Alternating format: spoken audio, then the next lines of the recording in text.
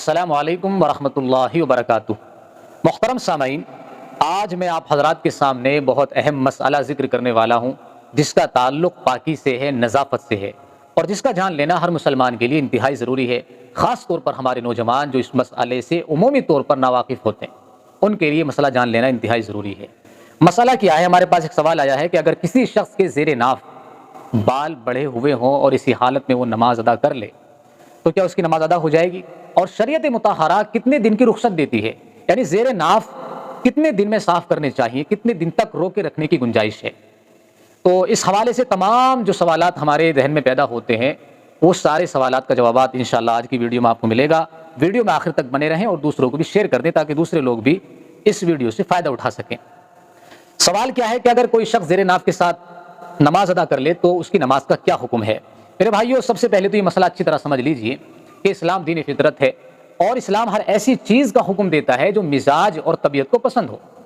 اس لیے شریعت مطہرہ کا ایک بہت اہم حکم ہے کہ وہ مسلمانوں کو، اپنے ماننے والوں کو نظافت کا حکم دیتا ہے، پاک صاف رہنے کا حکم دیتا ہے۔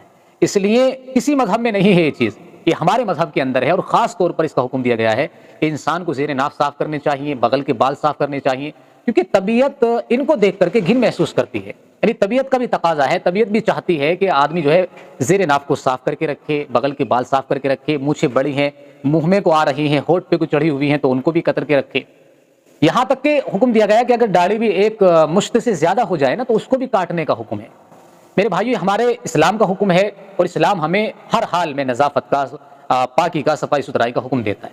اس لیے زیر ناف یا بغل کے بال جو ہیں ان کے حوالے سے یہ مسئلہ اچھی طرح سمجھ لیجئے کہ شریعت مطہرہ یہ پسند کرتی ہے کہ آدمی ہر ہفتے اپنے بالوں کو صاف کرے تاکہ نظافت باقی رہے اور آدمی جو ہے پاک اور صاف ستھرا رہے اور اس کی طبیعت میں نشاط رہے، کیونکہ یہ طبیعت کا تقاضا بھی ہوتا ہے، اور طبیعت جو ہے گھن محسوس کرتی ہے جب آدمی گندا رہتا ہے، زیر ناف بڑھے ہوئے ہوتے ہیں، بغل کے بال بڑھے ہوئے ہوتے ہیں، تو خود بھی آدمی کی طبیعت جو ہے کراہت محسوس کرتی ہے، اور شریعت اس چیز کو پسند نہیں کرتی۔ اس لیے چاہیے کہ ہر 8ویں دن یعنی ہر جمعے کو جب آپ غسل کریں تو تبھی آپ زیر ناف بغل کے بال صاف کر لیا کریں، اور اگر ہر 7ویں دن بھی نہ کر سکیں تو آپ 15ویں دن کر لیں، اور اگر 15ویں دن نہ کر سکیں تو آپ 21 دن میں کر لیں، یعنی 3 ہفتے میں کر لیں۔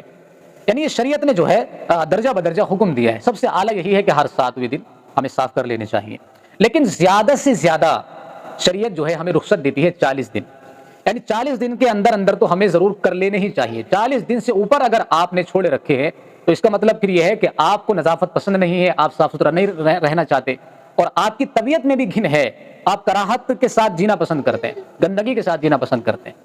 تو میرے بھائیوں، شریعت مطہرہ ہمیں 40 دن کا حکم دیتی ہے، 40 دن سے اوپر ہمیں زیر ناف نہیں چھوڑنے چاہیے، اور اسی طرح اس سے یہ مسئلہ بھی واضح ہو جاتا ہے کہ اگر 40 دن کے اندر نمازیں پڑھی جا رہی ہیں تو نمازیں بلا کراہت درست ہو جائیں گی، نماز پہ کوئی فرق نہیں پڑے گا۔ لیکن اگر 40 دن سے اوپر زیر ناف صاف کیے ہوئے ہو گئے ہیں اور اسی حالت میں آپ نماز پڑھ رہے ہیں تو نماز تو آپ کی ہو جائے گی، لیکن نماز کراہت کے ساتھ ہوگی۔ اس لیے ہمیں شریعت کے مزاج کو سمجھنا چاہیے اور اسی کے مطابق ہمیں عمل کرنا چاہیے۔ امید کرتا ہوں یہ مسئلہ آپ حضرات کو سمجھ میں آ گیا ہوگا۔